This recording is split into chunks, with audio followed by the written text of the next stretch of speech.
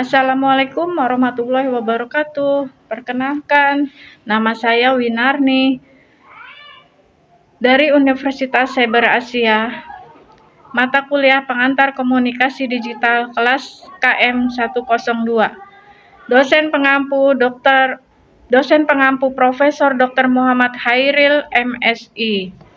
Di sini saya akan menjawab pertanyaan ujian tengah semester ganjil tahun 2023-2024. Pertanyaan yang pertama, pengertian komunikasi adalah proses informasi yang dilakukan melalui kata, gestur, dan bahasa untuk menyampaikan pesan dari penerima.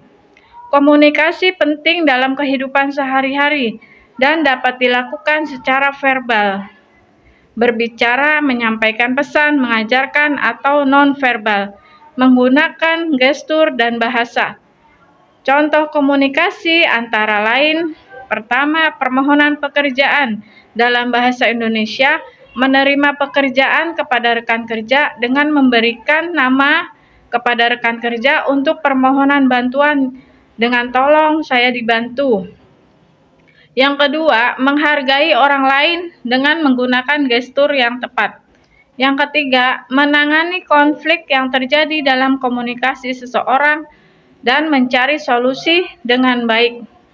Beberapa cara komunikasi meliputi mendengarkan pendapat orang lain dengan mencari solusi yang baik, berpikir kritis, melakukan analisis pada informasi yang diterima, menulis menggunakan media tertulis untuk menyampaikan pesan, seperti teks, gambar, atau video, berprakiraan, menggunakan media audio untuk menyampaikan pesan, seperti telepon, messenger, atau Skype. Sosial media, menggunakan layanan sosial media untuk menyampaikan pesan dan menyampaikan informasi. Selain itu, komunikasi dapat berpengaruh oleh faktor latar belakang, alat komunikasi yang digunakan, situasi komunikasi, dan konteks sosial.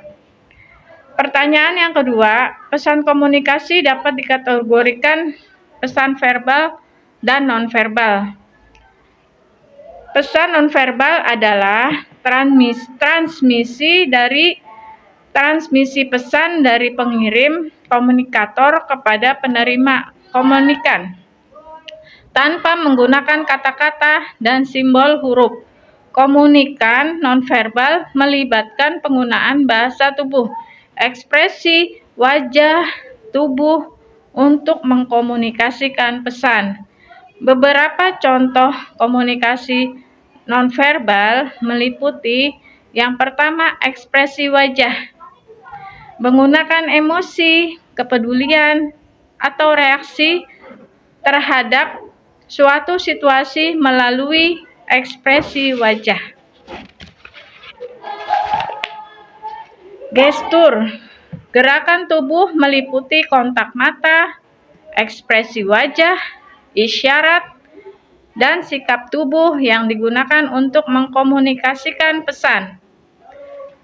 Yang kedua, bahasa tubuh. Penggunaan posisi tubuh, gerakan, dan gestur tubuh untuk mengungkapkan pesan. Yang ketiga, sentuhan. Menyebabkan suatu perasaan pada penerima sentuhan, baik positif ataupun negatif. Yang keempat, penampilan.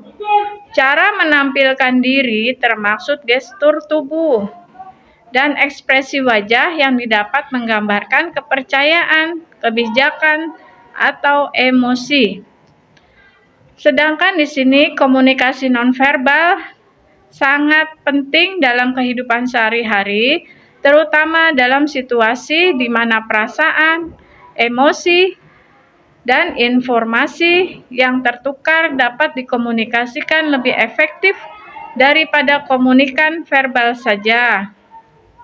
Selain itu, komunikasi nonverbal juga berbeda dengan komunikasi bawah sadar yang dapat berupa komunikasi verbal atau nonverbal. Jawaban yang B, apa fungsi pesan nonverbal atau dalam komunikasi. Komunikasi nonverbal memiliki beragam fungsi dalam interaksi manusia. Beberapa fungsi utamanya meliputi repetisi, substitusi, kontradiksi, komplement, dan aksentuasi. Fungsi repetisi terjadi ketika verbal disertai dengan pesan nonverbal yang serupa, sehingga memperkuat makna pesan tersebut. Sementara fungsi substitusi komunikasi nonverbal juga digunakan untuk menekankan, melengkapi, atau bahkan bertentangan dengan pesan verbal yang disampaikan. Selain fungsi-fungsi tersebut, komunikasi nonverbal juga dapat memudahkan pemahaman informasi, menghindari kesalahpahaman, dan menunjukkan ekspresi emosi atau perasaan secara lebih jelas. Yang C, bagaimana komunikasi nonverbal berpengaruh dalam proses pembelajaran jarak jauh seperti kuliah online yang kita lakukan, dan bagaimana pesan nonverbal yang baik dalam proses PJJ. Komunikasi nonverbal berperan penting dalam proses pembelajaran jarak jauh seperti kuliah online. Hal ini karena komunikasi nonverbal dapat meningkatkan kedekatan secara psikologis antara pengajar dengan siswa. Beberapa nonverbal yang baik dalam proses PJJ antara lain senyum, kontak mata, dan gerakan tubuh yang menunjukkan ketertarikan dan perhatian terhadap materi yang disampaikan. Selain itu, perilaku verbal dan nonverbal juga penting dalam proses PJJ karena memberikan makna yang sangat berbeda. Pertanyaan yang ketiga, berdasarkan apa yang sudah dipelajari dalam komunikasi yang baik dan efektif, komunikasi yang efektif adalah proses pertukaran ide, pemikiran, pengetahuan, dan informasi sedemikian rupa sehingga tujuan atau niat dapat terpenuhi dengan sebaik mungkin. Berikut adalah beberapa karakteristik komunikasi yang efektif antara lain. Yang pertama, pesan yang jelas. Pesan yang ingin disampaikan harus sederhana, mudah dipahami, dan disusun secara sistematis untuk mempertahankan maknanya. Yang kedua, pesan yang benar. Informasi yang dikomunikasikan tidak boleh kontroversi atau salah dalam arti apapun. Itu harus bebas dari kesalahan dan kesalahan tata bahasa. Yang ketiga, pesan lengkap. Komunikasi adalah dasar pengambilan keputusan.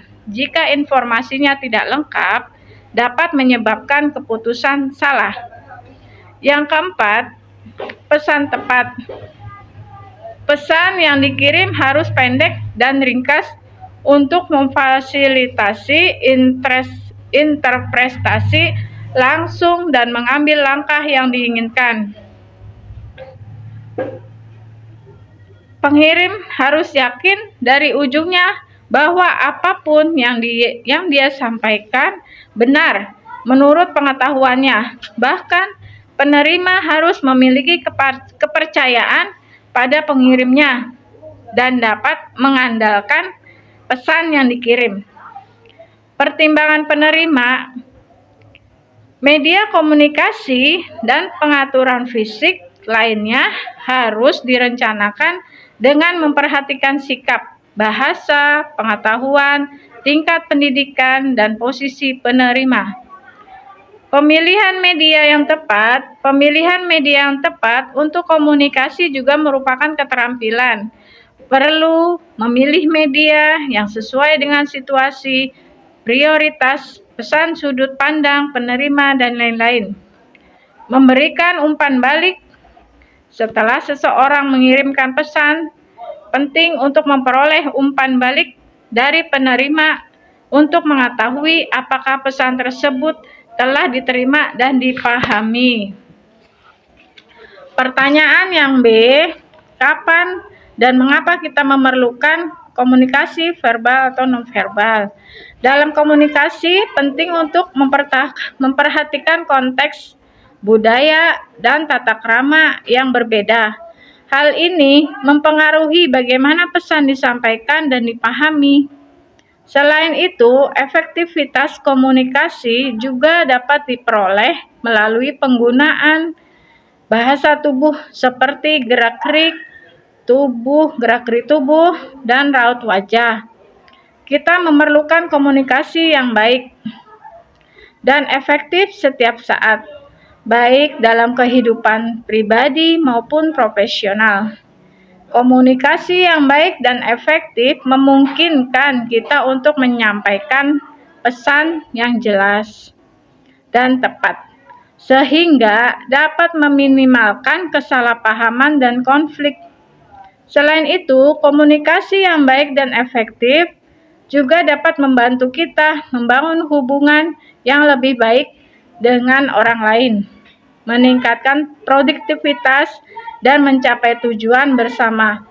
Dalam konteks profesional, kemampuan untuk berkomunikasi dengan baik dan efektif juga menjadi salah satu keterampilan yang sangat dihargai oleh perusahaan dan dapat membantu kita dalam mencapai kesuksesan karir. Dan pertanyaan yang C, yang ketiga, yang terakhir, apa tantangan terbesar dalam menciptakan komunikasi yang baik dan efektif? Tantangan terbesar dalam menciptakan komunikasi yang baik dan efektif hanya mengingat keragaman latar belakang dan pemahaman setiap individu. Selain itu, penggunaan bahasa yang lugas dan tidak ragu dalam tantangan, mengingat kompleksitas bahasa Indonesia. Selain itu, perbedaan budaya dan pengalaman juga dapat mempengaruhi pemahaman pesan. Oleh karena itu, penting untuk memastikan bahwa pesan disampaikan dengan jelas dan disesuaikan dengan audiens yang dituju. Terima kasih. Semoga apa yang dijabarkan jawaban saya menjadi pemahaman untuk diri saya sendiri. Mohon maaf apabila ada kesalahan. Wabillahi taufik wal hidayah. Wassalamualaikum warahmatullahi wabarakatuh.